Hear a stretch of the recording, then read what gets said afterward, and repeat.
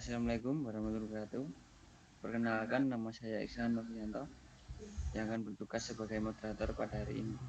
Saya akan membimbing jalannya diskusi kelompok 12. Adapun anggota kelompok kami yang terdiri dari Ripan Fajar Maulana, NIM 5190711040, Fahri Rifki Ubaidullah 5190711005, Iksan Novianto 5190711051, Teddy Fahri Haryadi 5190711026, Imam Ghazali 5190711013, yang akan mempresentasikan instalasi sistem HVDC saat ini yang terdapat di beberapa negara. Next, Mas.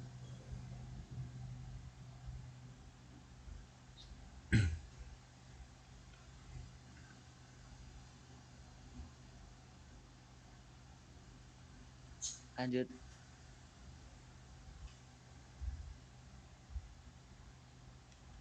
Bab ini memberi deskripsi singkat tentang masa kini dan usulan instalasi masa depan dari sistem HVDC di dunia. Meskipun layak bahwa beberapa instalasi yang diusulkan mungkin tidak pernah dibangun, menarik untuk melihat tren dan potensi besar internasional perencana yang telah mengusulkan proyek tersebut. Lanjut. Untuk slide selanjutnya akan dibacakan oleh Mas Ripan, silahkan.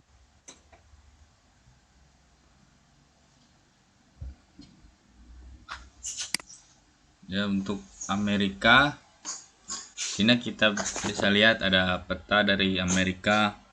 Yang akan saya jelaskan adalah yang pertama Intermountain Power Project atau proyek pembangkit listrik antar gunung, sebutan dari saluran transmisi HVDC bipolar antara pembangkit listrik Intermountain dan di Utah dan pabrik inverter statis Adelanto dekat Adelanto, California.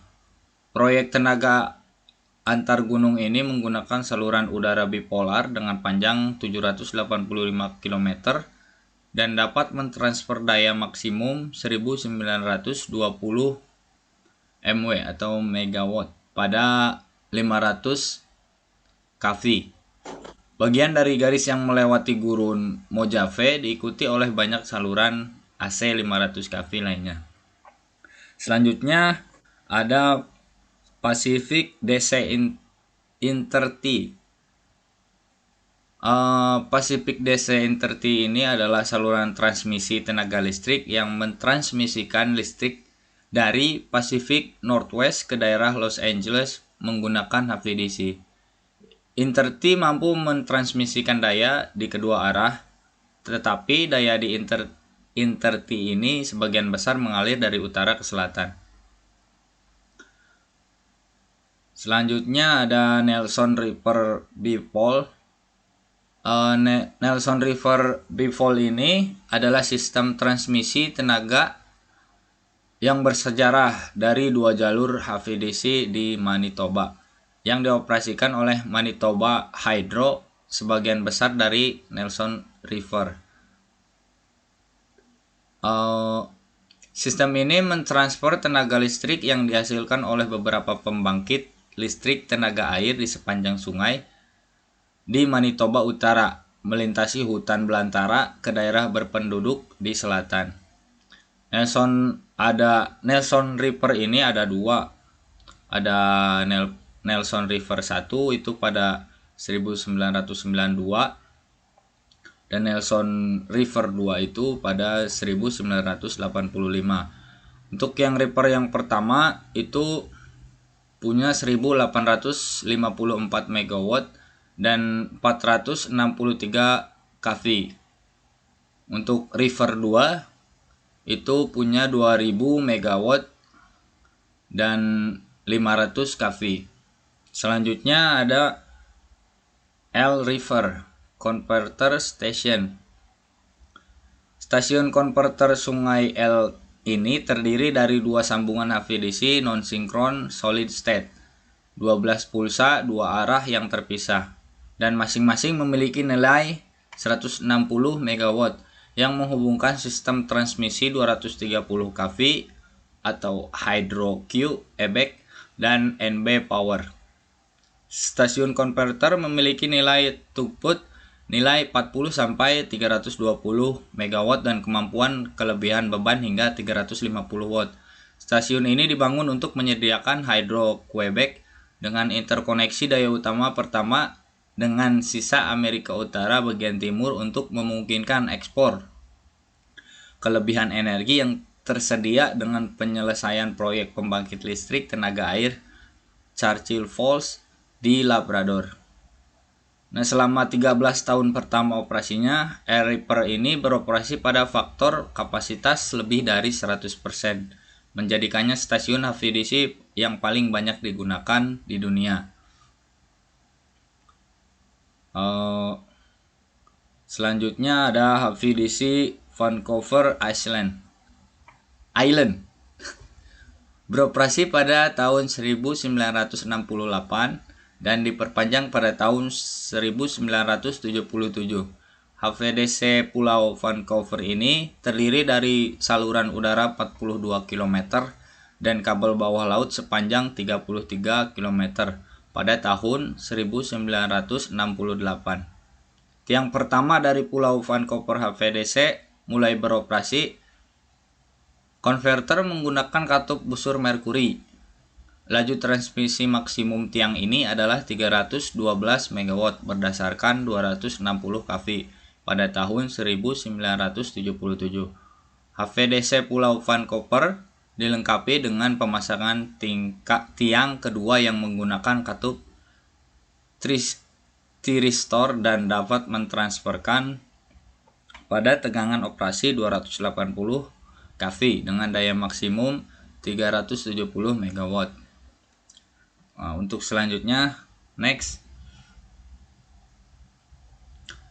Nah, yang kedua ada Jepang. Di Jepang ini ada beberapa juga. Yang pertama itu Sakuma. Pada tahun 1965,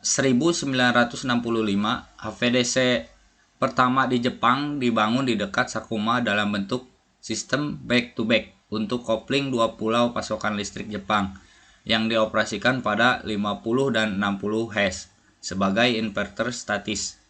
Penyearah busur merkuri digunakan. Pertukaran daya maksimum 300 MW antara kedua sistem tenaga dengan DC 25 kV digantikan pada tahun 1993 oleh konverter statis pertama di dunia yang dilengkapi dengan LTT. Selanjutnya ada Shin-Shinano. Shin-Shinano adalah penunjuk fasilitas back-to-back HVDC di Jepang. Fasilitas ini dilengkapi dengan thyristor dan mulai beroperasi pada 1977. Shin-Shinano beroperasi dengan DC pada 125 kV dan sebelum perpanjangan pada tahun 1992. Daya maksimum yang dapat dialihkan adalah 300 MW dan sekarang 600 MW. Selanjutnya ada HVDC Hokkaido Honshu. HVDC Hokkaido Honshu adalah jalur HVDC sepanjang 193 km untuk interkoneksi jaringan listrik Hokkaido dan Honshu, Jepang. Proyek ini mulai beroperasi pada tahun 1979 oleh J-Power. Saluran udara sepanjang 149 km dan kabel bawah laut sepanjang 44 km menghubungkan terminal. HVDC Hokkaido Honshu adalah saluran HVDC monopolar dengan tegangan operasi 250 kV dan daya pengenal 300 MW. Nah, untuk selanjutnya ada Key Channel HVDC. Key Channel HVDC ini merupakan kabel bawah laut HVDC dengan daya tertinggi di dunia. Saluran Key HVDC menghubungkan konverter di Shikoku dengan konverter di Kihoku di Pulau Honshu, Jepang. Langkah pertama proyek mulai beroperasi pada tahun 2000 dengan tegangan bipolar 500 kV dan dinilai untuk mentransmisikan 1400 MW. Jalur transmisi 50 km pertama dari stasiun inverter Anan adalah kabel bawah laut. Di Yura, ada stasiun switching di mana jalur tersebut berjalan sejauh 50 km sebagai jalur udara. Dan yang terakhir ada Minami Fukumitsu. Minami Fukumitsu adalah nama yang diberikan untuk stasiun HVDC back-to-back untuk interkoneksi jaringan listrik Jepang Barat dan Timur. Fasilitas ini mulai beroperasi pada Maret 1999. Ini beroperasi dengan DC pada 125 kV dan dapat mentransfer daya hingga 300 MW. Stasiun ini terletak di Nanto, Toyama. Nah, mungkin sekian dari penjelasan Amerika dan Jepang, dan selanjutnya akan dilanjutkan oleh teman saya. Terima kasih.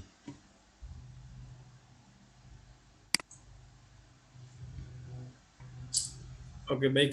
Selanjutnya adalah Eropa.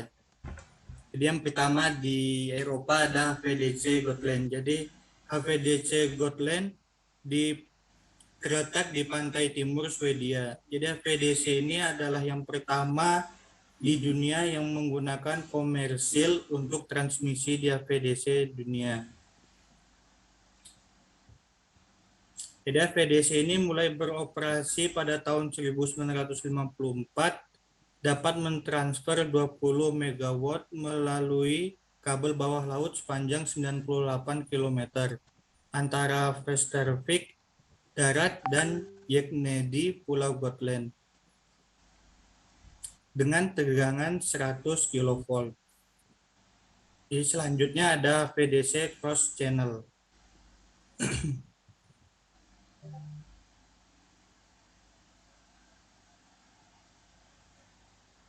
HVDC Cross Channel adalah koneksi HVDC yang beroperasi di bawah selatan Inggris antara jaringan listrik Prancis dan Inggris.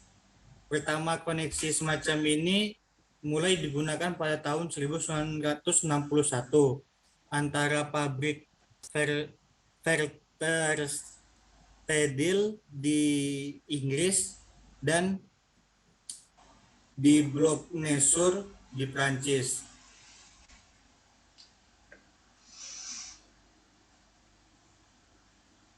Terus selanjutnya adalah kontiskan HVDC.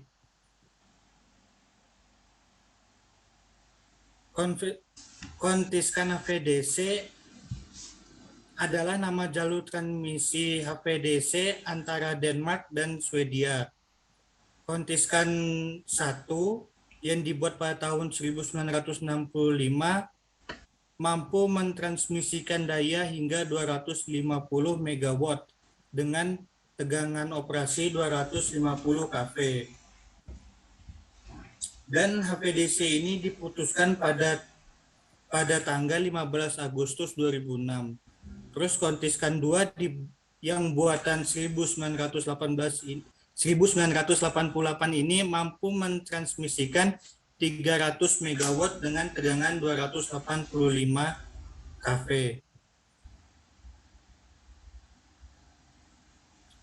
Terus selanjutnya ada VDC Volgograd dan Donbas. Jadi VDC Volgograd dan Donbas adalah jalur VDC antar pembangkit listrik yang terletak di Volgograd dan Donbas yang mulai beroperasi pada tahun 1964. Jadi VDC ini terdiri 475 km saluran udara.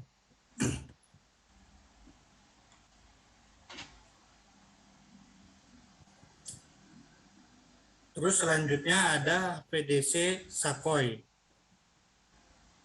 Jadi Sukhoi adalah VDC yang melalui Italia, Kroasia, dan Sardinia. digunakan untuk pertukaran energi listrik antara pabrik inverter statis Superetto di daratan Italia, pabrik inverter statis Luciana di Korsika, dan pabrik inverter statis Codronianos di Sardinia. Jadi pertama kali HVDC ini digunakan pada tahun 1965 sebagai jalur monopolar. Jadi hari ini jalur itu sekarang berbentuk HVDC bipolar yang terdiri dari 3 bagian saluran udara. Satu di daratan Italia dengan panjang 50 km, yang satu di Korsika dengan panjang 167 km, dan satunya lagi di Sardinia dengan panjang 87 km.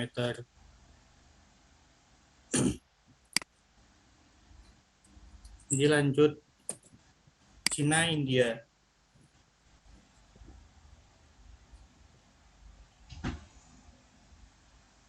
Jadi yang di Cina, India yang pertama ada HVDC Geshoba Shanghai. Jadi HVDC Geshoba Shanghai memiliki sistem transmisi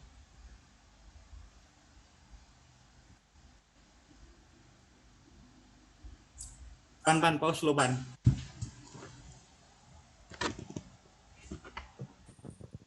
Jadi yang pertama di Cina ada HVDC Geshoba Shanghai. Jadi HVDC Geshoba Shanghai adalah sistem HVDC transmisi antara Geshoba dan Nankiao dekat Shanghai. Jadi HVDC ini mulai digunakan pada tahun 1989 dengan menggunakan jalur bipolar sepanjang 1046 km, memiliki daya 500 kV dan daya maksimum 1200 MW.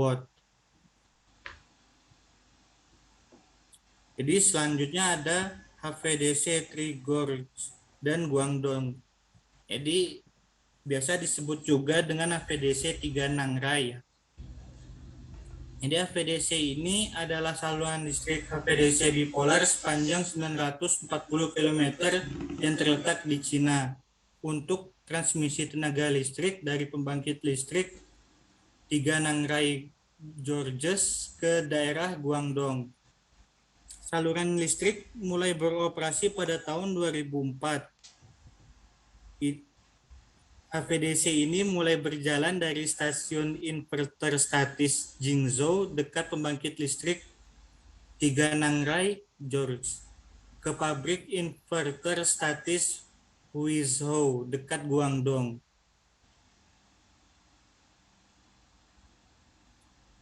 Jadi selanjutnya ada HVDC Sileru Barsor. Jadi HVDC Sileru Barsor ini terletak di India. Jadi HVDC ini adalah sistem transmisi antara Sileru India dan Barsor yang terletak di India yang mulai beroperasi pada tahun 1989. Jadi HVDC Sileru Barsor memiliki tegangan 200 kV dengan kecepatan transmisi 400 MW. HVDC Sileru Barsor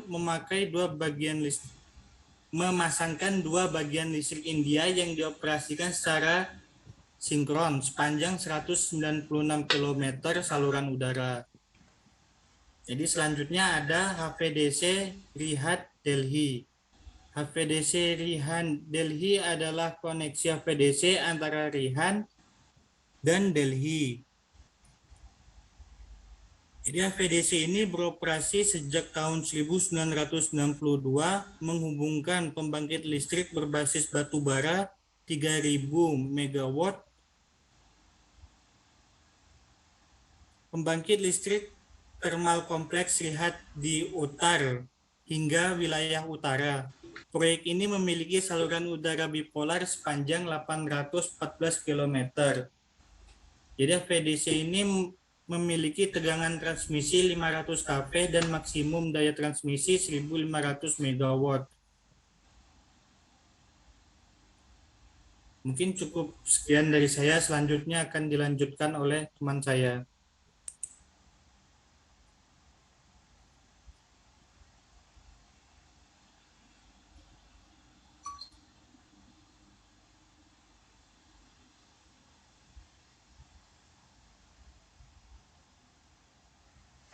Baik, saya akan melanjutkan materinya. Yang kelima, Malaysia dan Filipina memiliki 2 HVDC di wilayah tertentu. Yang pertama itu adalah HVDC Thailand Malaysia. HVDC Thailand Malaysia adalah daya HVDC sepanjang 110 km garis antara Kahalong, Ngae di Thailand dan Gurun di Malaysia. HVDC ini berfungsi untuk penyambungan jaringan listrik Thailand dan Malaysia yang dioperasikan secara asinkron mulai beroperasi pada Juni 2002. Sambungan HVDC Thailand Malaysia adalah monopolar, yang mana saluran udara 300 kV dengan laju transmisi maksimum 300 mW. Lalu yang kedua ada HVDC Leyte Luzon. HVDC ini adalah link transmisi di Filipina antara pembangkit listrik tenaga panas bumi di Pulau Leyte dan bagian selatan Pulau Luzon. HVDC ini mulai beroperasi pada 10 Agustus 1998. HVDC ini dimulai di stasiun konverter Ormoc, Provinsi Leyte, dan berakhir di stasiun konverter Naga, Provinsi Camarines Sur. Lalu panjang kabel bawah laut adalah 21 km dan panjang total saluran udara adalah 430 km. HVDC Leyte Luzon dapat mentransfer output sebesar 440 mW, ditambah lagi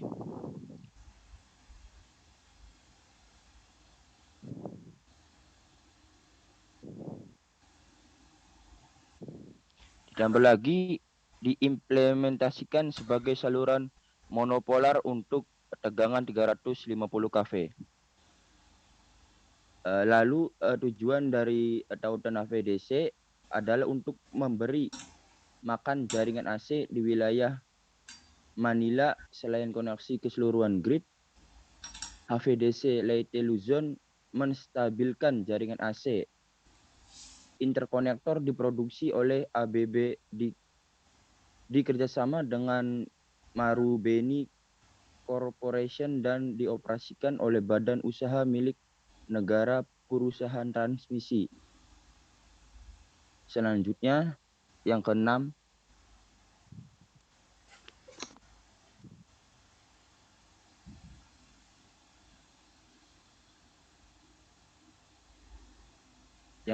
ada Australia sampai New Zealand. Yang pertama ada Direct Link. Direct Link ini adalah sebuah saluran transmisi HVDC antara Mullumbimby dan Bungalora di Australia yang digunakan untuk pertukaran kekuasaan antara New South Wales dan Queen Island. Direct Link dibangun pada tahun 2000. Rute kabel HVDC bipolar sepanjang 59 km lalu diimplementasikan untuk alasan perlindungan lingkungan sebagai kabel bawah tanah. Kemudian Direct Link ini yang memiliki sistem 3 inverter statis di setiap terminal dan memiliki 3 pasang transmisi bipolar kabel. Lalu setiap pasang kabel beroperasi pada 84 kV dan mentransmisikan 60 MW sehingga nilai total proyek adalah 180 MW dikurangi rugi-rugi transmisi. Kemudian yang kedua ada Murai Link. Murai Link ini adalah transmisi listrik arus HVDC Australia, hubungan antara Berry di Australia Selatan dan Redcliffe di Victoria. Murai Link ini menghubungkan kedua negara bagian jaringan listrik. Lalu Murai Link ini terdiri dari dua kabel HVDC bipolar sepanjang 177 km. Yang mana untuk alasan perlindungan lingkungan berada di bawah tanah dengan tegangan operasi 150 kV dan kapasitas transmisinya adalah 220 MW. Lalu yang ketiga ada Inter-Island HVDC Link atau bisa disebut hubungan antar pulau HVDC. HVDC antar pulau ini adalah hubungan antara keduanya. Pulau-pulau utama Selandia Baru mulai beroperasi pada tahun 1965 yang dibangun dengan penyiar busur Merkuri. Kemudian proyek ini sampai ditingkatkan pada tahun 1993. Telur HVDC bipolar dengan tegangan operasi 400 kV dan kapasitas transmisi maksimum 1200 MW. Saluran transmisi ini menghubungkan stasiun inverter statis di Benmore Dam di Pulau Selatan dan Haworth di utara. Baik, selanjutnya yang nomor 7 akan dilanjutkan oleh teman saya.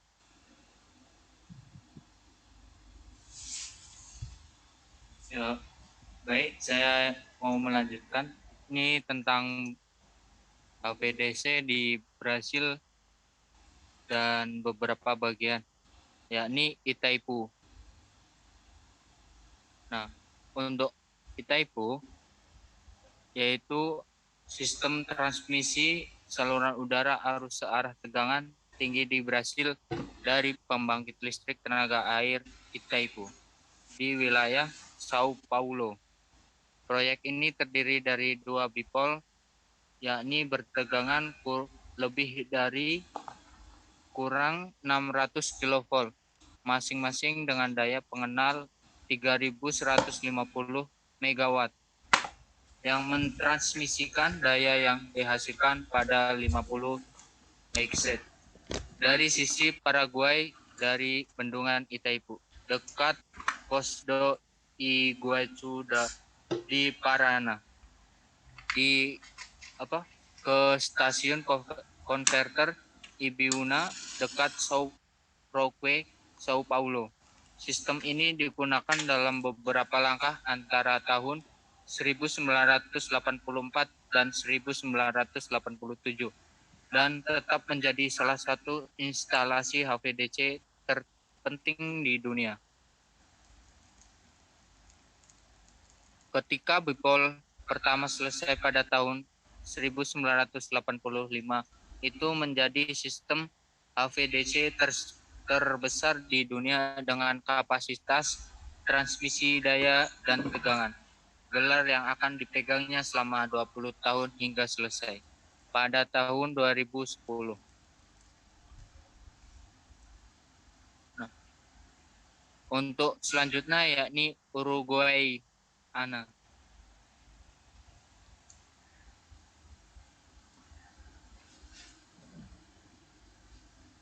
Jadi untuk Uruguayna, yakni proyek tersebut sudah diambil alihkan oleh Paris 1 September 2016 terinterkoneksi Brasil Uruguay dengan mengalami kemajuan GE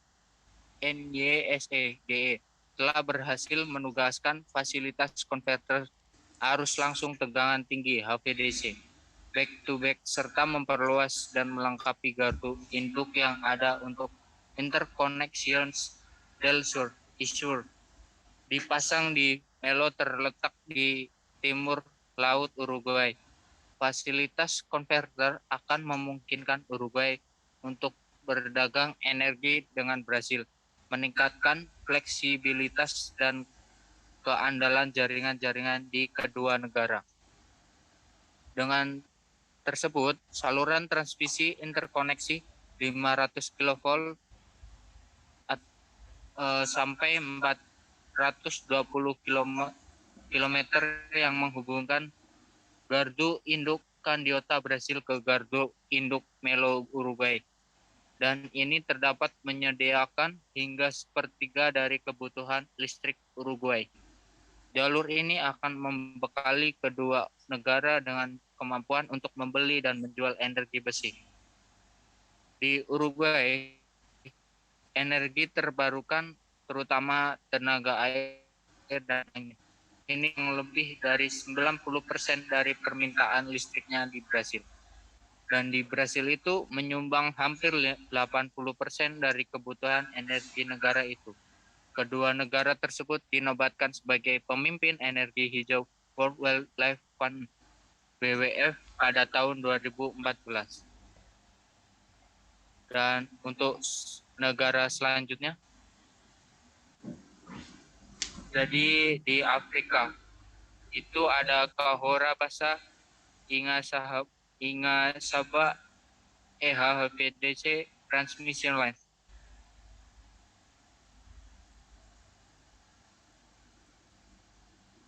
Untuk di Afrika, yakni udah dialih tugaskan ke ABB, yakni stasiun konverter HVDC di Mozambik.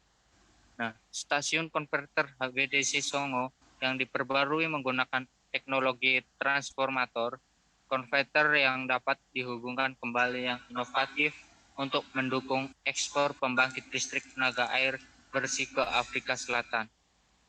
Nah, ABB Group Teknologi Tenaga dan Otomatisasi Terkemuka telah berhasil merenovasi stasiun konverter arus langsung tenaga tinggi HVDC Songo di Mozambik, Afrika. Nah, stasiun ini merupakan komponen kunci dalam 1920 MW HVDC, link transmisi listrik dari pembangkit listrik tenaga air Cahora Bassa di Mozambik melintasi jarak 1.417 km ke jaringan Afrika Selatan.